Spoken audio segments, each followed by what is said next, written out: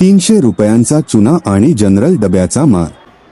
एका एक्झामसाठी मुंबई ते पुणे काय डेंजरस कांड झालंय बघाच. स्टेशनवर पब्लिकची जत्रा होती, पण तुमचा भाई स्मार्ट आहे. लाईनला मारली गोली आणि वरून एका मिनिटात तिकीट काढलं. मला वाटलं अर्धी लढाई जिंकली, पण खरी कोयना अजून बाकी होती.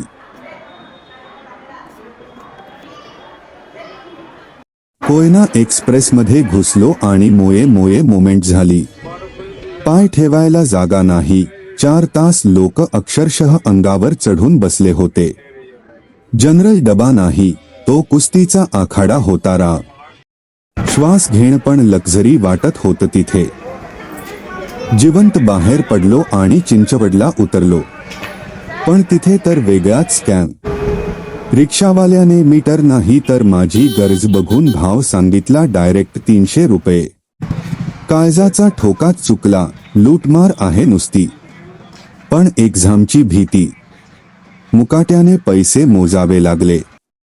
आणि 300 रुपये देऊन पण राजासारखं नाही, मजुरासारखं धुळीतून चालावं लागलं. हा रस्ता बघून वाटलं मी एक्झामला चाललोय की शेतात नांगरणी करायला. इंजिनिअरिंगच्या नादात काय काय भोगावं लागतं बघा.